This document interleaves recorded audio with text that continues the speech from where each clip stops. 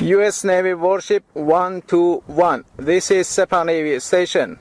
You must alter course and go back to the Indian Ocean immediately. If you don't obey my order, you will be targeted. Out. Iran's state media, Press TV, has released what it calls proof of a dramatic naval confrontation in the Strait of Hormuz. Iran has accused the United States of staging what it calls a failed propaganda stunt.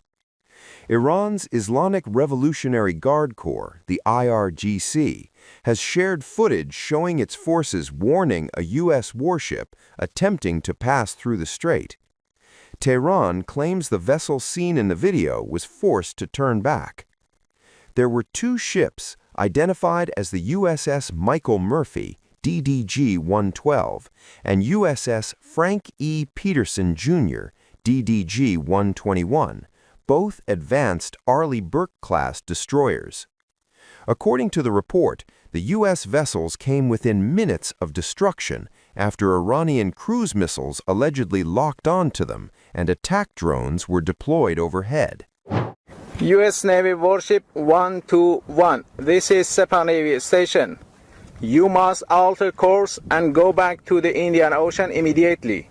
If you don't obey my order, you will be targeted. Out. This is Coalition Warship 121, engaged in transit passage in accordance with international law. No challenge is attended to you. U.S. Navy warship transiting in the vicinity Fujairah Port and Oman Sea. This is Sepah Navy. This is Sepah Navy. Last warning, last warning, last warning. He was close to High Island 4. Attention all vessels, attention all vessels, attention all vessels in Oman Sea. This is Iranian Sepah Navy. If you see any warship in your vicinity, keep a distance more than 10 miles from them because I'm ready to open fire on them without any warning. The incident reportedly unfolded at the mouth of the Persian Gulf, where Iranian forces issued a 30-minute ultimatum. The report claims the U.S. ships attempted deception, switching off tracking systems and spoofing identities to appear as commercial vessels from Oman. But Iranian forces say they detected the move early, intercepting the destroyers with patrol vessels and flying drones directly overhead. One of the destroyers allegedly tried to push forward until it was warned again on international radio. Moments later, both U.S. vessels reportedly retreated. Iran claims the ships fully complied with IRGC warnings. The report alleges the operation was designed to test Iran's naval readiness, exploit the ceasefire, and influence high-stakes U.S.-Iran talks in Islamabad. Those talks, held under Pakistani mediation, collapsed after nearly 21 hours with no breakthrough.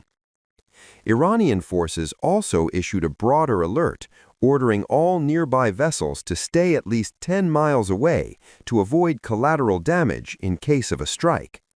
A senior Iranian military official has now rejected U.S. claims entirely, insisting that only Iran controls access to the Strait of Hormuz. However, these claims come solely from Iranian state media and have not been independently verified. Iran is hitting back, and hard, at threats to control the world's most critical oil choke point, the Strait of Hormuz. Tehran is calling it a self-made problem. Iran says any blockade won't solve anything, it will only make matters worse. Iran's message is blunt. A blockade doesn't open routes, it shuts them down. The only way forward, Tehran insists, is diplomacy, not domination. A direct jab at Donald Trump, who has floated aggressive control measures over the strait. The start to all of this was once again the U.S. President Donald Trump's cryptic message. Hours after U.S. Vice President J.D. Vance announced the peace negotiations between Washington and Tehran had collapsed, Trump gave a strong hint about what his next step would be as he signaled an intense military action against Iran. Taking to Truth Social, Trump reposted an article from the website Just the News, which shed light on what actions the president could take against Tehran after the talks yielded no results. The article also highlighted how the U.S. Navy could exert control over the Strait of Hormuz. It would be very easy for the U.S. Navy to exert complete control over what does and does not go up and down the strait now, the outlet quoted the Lexington Institute's national security expert, Rebecca Grant.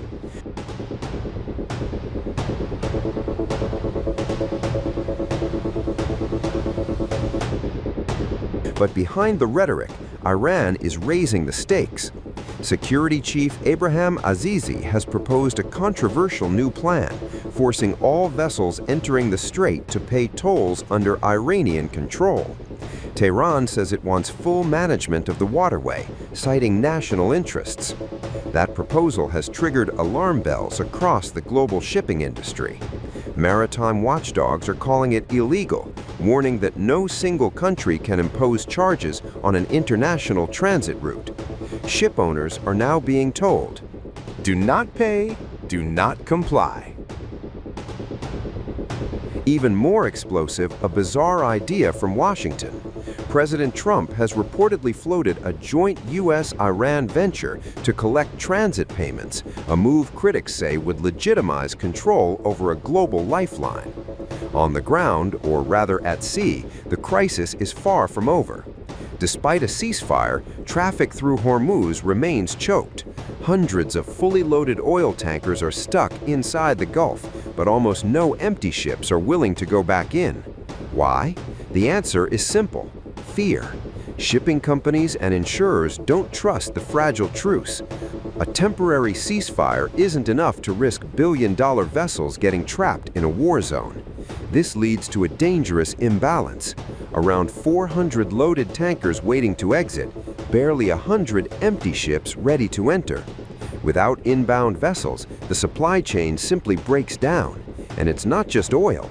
Nearly 30% of the world's fertilizer supply, along with food cargo and industrial goods, is now effectively stranded in the region. Experts warn even if the strait reopens today, normalcy could take months to return, because reopening the gate is one thing, restoring trust is another.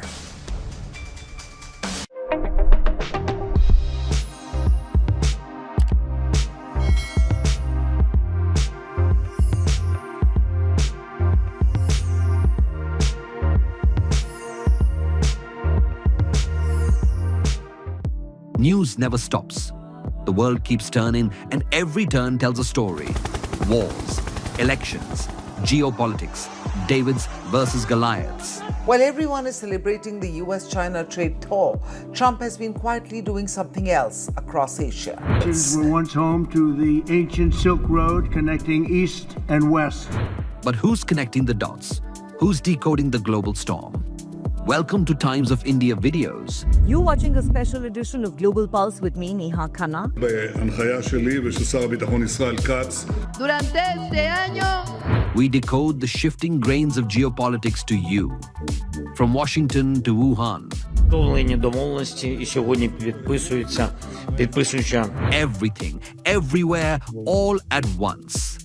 Just 2 years ago, Canada was one of the most popular countries for Indian students. From Davos to Delhi, we track the decisions that move markets, shift policies, and shape the future.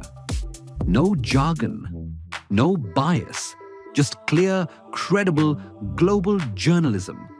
Because understanding the world doesn't have to be complicated, it just has to be smart, and that's what we do best. At Times of India videos, we don't just tell stories, we build perspective.